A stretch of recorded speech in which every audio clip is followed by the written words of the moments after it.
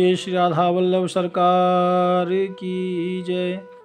सद्गुरुदेव भगवान की जय। ना गुरुरधिकं तत्त्वं ना गुरुरधिकं तपः ना गुरुरधिकं ज्ञानं तस्मै श्री गुरुवे नमः।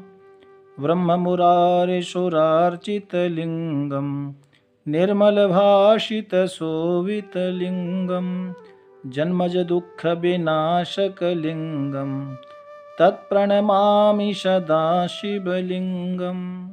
प्यारे भक्तों, परम पावन आप भगवान महादेव के 12 ज्योतिर्लिंगों का पावन चरित्र श्रवण कर रहे हैं। आज हम श्रवण करेंगे घुश्मेश्वर महादेव।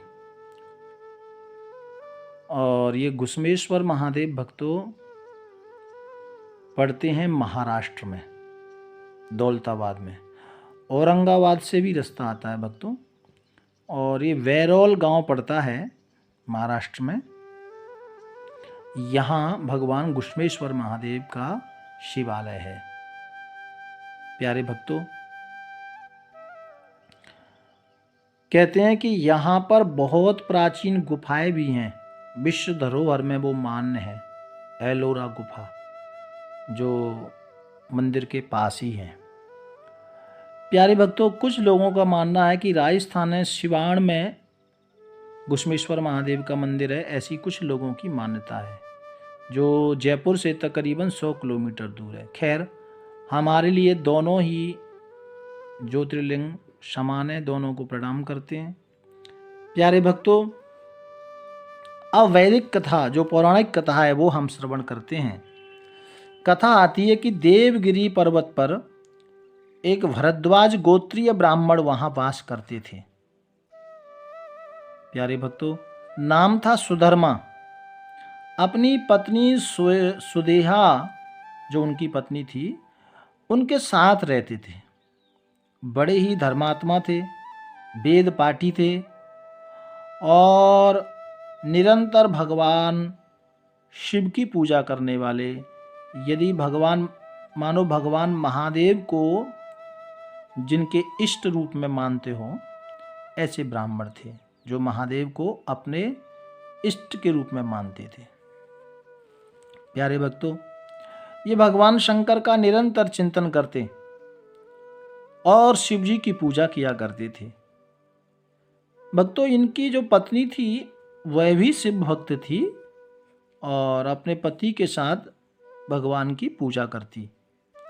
प्रतिदिन पार्थिव शिवलिंग बनाकर ये लोग पूजा अर्चना करते थे।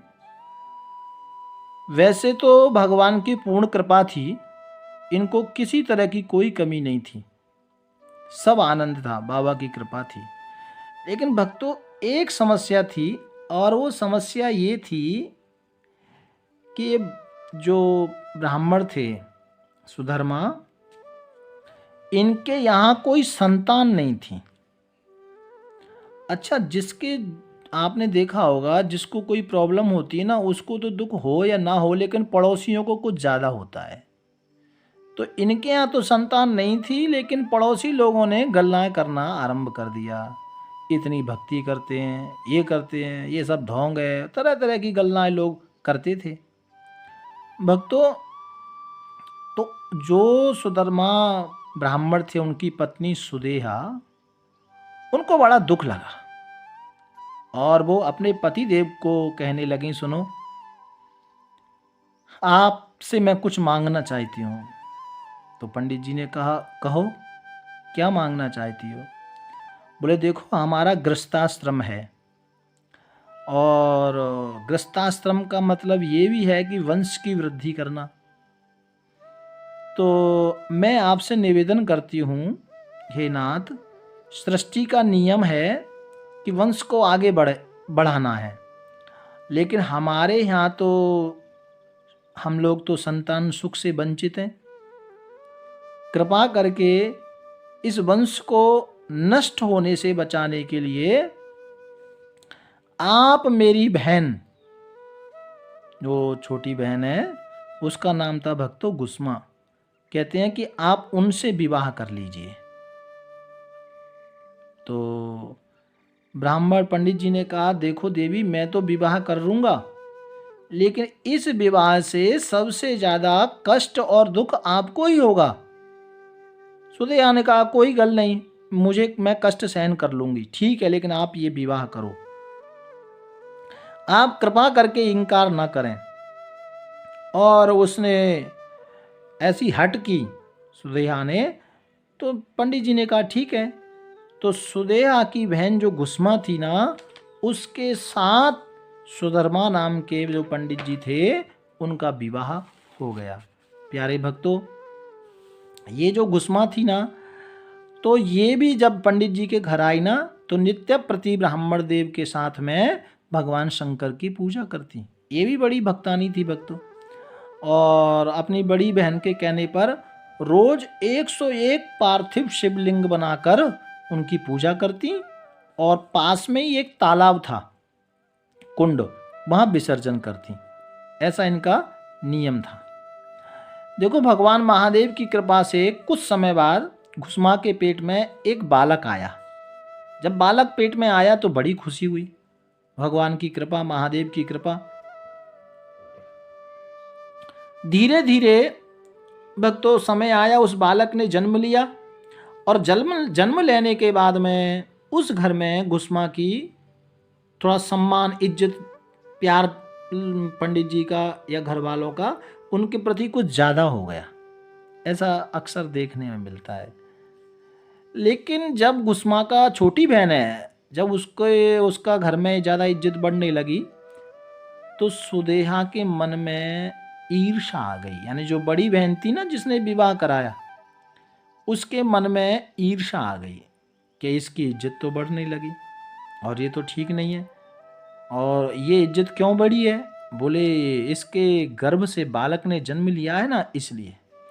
अच्छा भक्तों, धीरे धीरे ईर्ष्या बढ़ रही है, लेकिन धीरे धीरे वो बालक बड़ा हो गया, और बड़ा होने के बाद में उस बच्चे का विवाह भी हो गया भक्तों।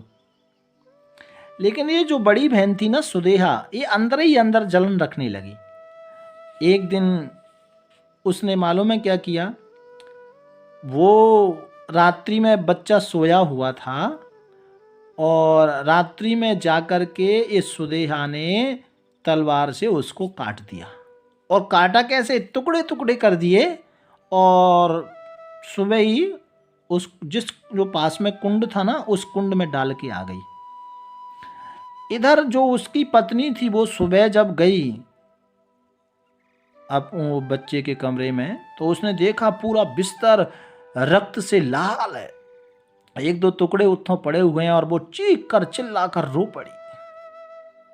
और रोते रोते माँ घुसमा के पास आई, माँ मेरा जीवन उजड़ गया, माँ मेरी रक्षा करो, माँ मेरा जीवन उजड़ गया। और वो रो रही है भक्तों।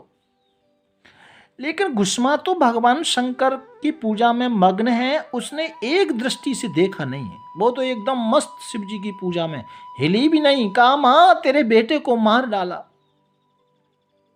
मेरी ओर जरा देख तो सही। लेकिन भक्तों, घुसमा ने तनिक भी अपनी दृष्टि को इधर उधर नहीं घुमाया, और वो तो भगवान शंकर की पूजा में लगी है। एक क्षण भी मन को इधर उधर नहीं जाने दिया। पास में बहू रानी रो रही है, लेकिन कुछ नहीं बोली। क्यों? क्योंकि शिव जी की आराधना में वो मग्न थी। भक्तों, पूजा का जब विराम हुआ, तो घुसमा वो पार्थिव शिवलिंग को लेकर के उसी कुंड में विसर्जन करने के लिए गई। भक्तों, पार्थिव शिवलिंग का विसर्जन किया, और उसने देखा कि जो बच्चे को मार दिया था, काट दिया था, वही बालक उस कुंड में सामने खड़ा हुआ है। घुसमा समझ गई कि ये मेरे स्वामी महादेव की कृपा है, और उसने वहां भी ना कोई बहुत ज्यादा खुशी मनाई, और ना दुख, ना शोक, ना हर्ष, और बस महादेव को प्रणाम करते हुए महादेव की कृपा है ऐसा जान करके वहां से आने लगी। तो कहते हैं कि भगवान उसकी इस भाव से प्रकट प्रसन्न हो गए और वहाँ प्रकट हो गए। प्यारे भक्तों, और भगवान शंकर कहते हैं कि ये तुम्हारा बेटा वापिस आया है, ये तुम्हारी पूजा का फल है, लेकिन ये पाप तुम्हारी बहन सुदेहा ने किया है, तो उसको मैं मृत्यु दंड देने आया हूं। और मृत्यु दंड देने के लिए उद्यत हुए महादेव, तब भक्त गुस्मा ने महादेव के चरण पकड़ लिए। बाबा माफ करो, आप इसे क्षमा करो, क्योंकि यदि ऐसा कार्य नहीं करती तो फिर आपका दर्शन मुझे कैसे प्राप्त होता। शिव जी बड़े प्रसन्न हो गए और भगवान शंकर कहते हैं, अच्छा बेटी, मैं आपसे प्रसन्न हूं, मांगो क्या चाहिए। तब गुस्मा ने कहा, नाथ, आप मेरी पूजा से प्रसन्न हैं, तो बस ऐसे ही जगत कल्याण के लिए, अपने भक्तों के उद्धार के लिए आप सदा सदा के लिए यहां वास करें। भगवान शंकर ने कहा, तथास्तु। भक्तों, वही भगवान महादेव, क्योंकि ये भक्त गुस्मा के भक्ति से प्रकट हुए, इसलिए नाम गुस्मेश्वर महादेव के नाम से विख्यात हुए। प्यारे भक्तों, श्री गुस्मेश्वर महादेव के श्री चरणों में प्रणाम करते हुए मैं अपनी ओर से, आप सबकी ओर से अपनी वाणी को विराम देता हूँ। प्यारे भक्तों, ये जो अगले 12 दिन से आप 12 ज्योतिर्लिंगों की कथा श्रवण कर रहे थे, इस श्रावण मास में बहुत ही पुण्यदायी हैं।